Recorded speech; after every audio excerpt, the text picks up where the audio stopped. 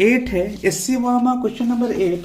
तो इस क्वेश्चन में क्या है, सबसे पहले क्वेश्चन को सॉल्व करने के लिए उसको रिप्रेजेंट करना बहुत ज़रूरी है। देखो सबसे पहले क्वेश्चन को ईमानदारी से पढ़ते हैं। एक carrom board 4x4 square has the queen eight the centre. मतलब क्या, एक कैरम बोर्ड है, ठीक है, ये साइज इसका क्या है 4x4 का है। हम एक कैरम बोर्ड बना लिया जिसका साइज इंटू 4x4, मतलब कि लेंथ इसका कितना है 4 फीट है, साथ ही साथ इसका ब्रेथ कितना है 4 फीट है। क्वीन कहाँ है, at the centre. Okay, the queen hit the by the striker and moves to the front edge. ये फ्रंट एज पे क्या कर रहा है, ये मूव कर रहा है ऐसे। ओके, फ्रंट एज पे ये मूव कर रहा है and front edge and reburns and goes to the hole behind the striking. मतलब कि यहाँ पे स्ट्राइक करने के बाद ये कहाँ होल में जा रहा है ऐसे, ठीक है। तो क्वेश्चन नंबर फर्स्ट क्या है, from the centre to the front edge. मतलब ये सेंटर से फ्रंट एज का कितना डिस्टेंस कवर करेगा ये निकालना है ए पार्ट में। बी पार्ट में बोल रहा है क्या, from the front edge to the hole. B part मान लो ये ओ है, ये मान लिया ए, ये मान लिया बी। इसका मतलब फर्स्ट पार्ट क्या बोल रहा है, ओ ए निकालने के लिए ओ ए निकालना है, ठीक है। उसके बाद बी पार्ट से from the front edge to the hole, इसका में बी सेकेंड पार्ट क्या बोल रहा है, ए बी फाइंड आउट कीजिए। और सी पार्ट्स क्या बोल रहा है कि from the centre to the hole, centre to मतलब ओ से बी की डिस्टेंस निकालना, ओ से बी, ये तीन चीज निकालना है इस क्वेश्चन में। देखते हैं इस क्वेश्चन को सॉल्व करते हैं। तो सबसे पहले देखो क्या है, ये जो स्ट्राइक करेगा, जैसे यहाँ पे स्ट्राइक करेगा तो यहाँ पे स्ट्राइक करने के बाद ये जो है रिबंड करेगा यहाँ पे होल की तरफ। तो जो स्ट्राइक करेगा तो जानते हैं, जैसे हम लोग जानते हैं, क्या जानते हैं कि जो एंगल ऑफ इंसिडेंट और एंगल ऑफ रिफ्लेक्शन दोनों आपस में क्या होगा, इक्वल होगा, लॉ ऑफ रिफ्लेक्शन से।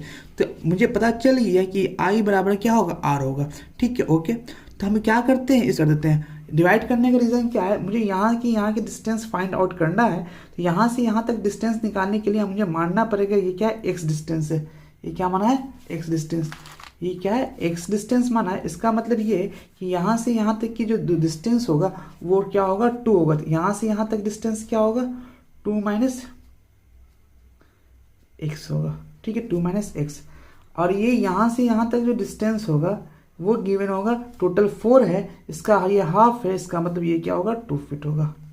ओके, ये एंगल आई है तो ये भी एंगल क्या होगा, आई होगा। शेप जेड की जब शेप बनती है तो ये एंगल आपस में क्या होगा, इक्वल होता है ना। तो इसी तरह से ये आर एंगल क्या होगा, आपस में क्या होगा, इक्वल होगा। तो कह सकते हैं tan i is equal to tan i मतलब क्या होगा, परपेंडिकुलर निकालना होगा। परपेंडिकुलर क्या है, इसके परपेंडिकुलर क्या है, x, और बेस क्या होगा 2। इसी तरह से tan r निकालना होगा। tan r मतलब क्या, ये r और ये r दोनों r आपस में इक्वल है। इसका मतलब ये r तो फाइंड आउट कर नहीं सकते, इसका मतलब ये r निकालते हैं। tan r इसका परपेंडिकुलर क्या होगा, 2 माइनस एक्स, और इसका क्या होगा, बेस क्या होगा, 4। हम जानते हैं लॉ ऑफ रिफ्लेक्शन से angle I is equal to angle R। तो tan I is equal to क्या होगा, tan I is equal to tan R। तो tan I क्या है, x/2 और tan R क्या है, 2 माइनस x/4। यहाँ से क्या करते हैं, इसको 4x मल्टीप्लाई का एप्लीकेशन करते हैं। जैसे क्रॉस मल्टीप्लिकेशन कर रहे हैं तो 4 को x से मल्टीप्लाई करेंगे तो 4x हो जाएगा, और 2 से मल्टीप्लाई करेंगे 4 एंड इससे से मल्टीप्लाई करेंगे 2x हो जाएगा। मतलब कि ये 4x plus 2x is equal to 4, 6x is equal to 4/4, x is equal to क्या होगा, 4/6। इसका मतलब क्या, x का वैल्यू कितना होगा, 2/3। x का वैल्यू कितना आया, 2/3। अब देखो x का वैल्यू 2/3 मतलब ये x मालूम चली गया। हम यहाँ पे बना के दिखाते हैं आपको, है ना। ये तुम्हारा क्या है, O है, ये तुम्हारा क्या है, ये मान लिया था a। यहाँ से यहाँ तक डिस्टेंस पता चल गया 2/3, यहाँ से यहाँ तक मालूम चली गया 2। तो हम OA निकाल सकते हैं ना, OA निकालना आसान है ना। तो OA कैसे निकाला, ये परपेंडिकुलर है तो हाइपोटेनस का स्क्वायर मतलब कि OA का स्क्वायर इज इक्वल टू मान लो O सी मान लेते इसको, ठीक है।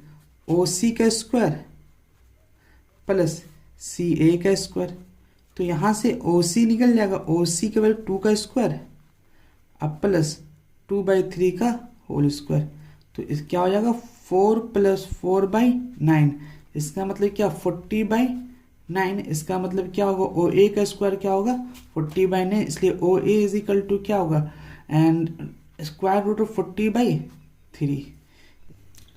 हम लोग यहाँ पे पार्ट बी करेंगे। पार्ट बी क्या बोलता है, ए और बी की डिस्टेंस निकालना। तो ए और बी की डिस्टेंस मान लो कि ट्रायंगल ये ए है, ठीक है, ए बी, ए क्या है गिवन है बी, तो हम एक ट्रायंगल मान लिया ए बी और डी, ये क्या है 2 - x, ये क्या है r, है ना।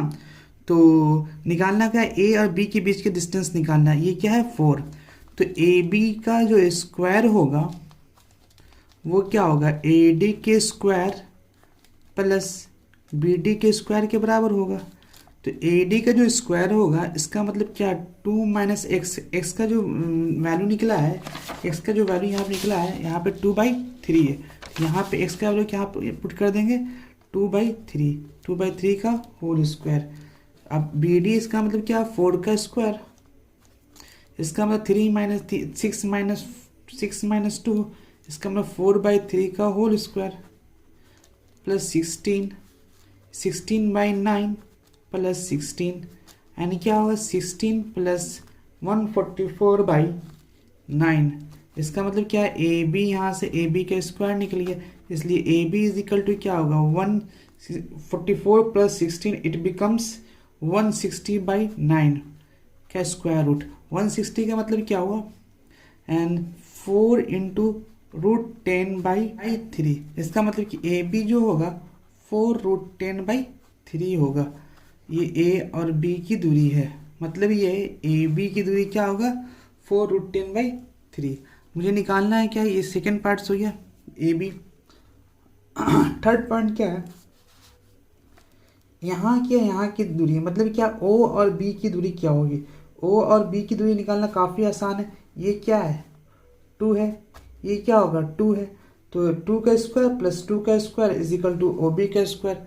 थर्ड पॉइंट ओ बी का स्क्वायर, इसका मतलब क्या होगा ओ 2 का स्क्वायर प्लस 2 का स्क्वायर, क्योंकि ये तुम्हारा क्या मान लो थीटा है, तो ये बेस हो गया, ये क्या है परपेंडिकुलर 2 का स्क्वायर प्लस 2 का स्क्वायर, तो इसका मतलब क्या होगा कि 4 + 4 इट मीन्स ये 8, या O B is equal to क्या होगा O B is equal to square root of F, square था तो रूट में चल जाएगा, इसका मतलब ये O B is equal to 2 √2। ये क्वेश्चन नंबर 2 √2 फाइनल ये आंसर हो गया।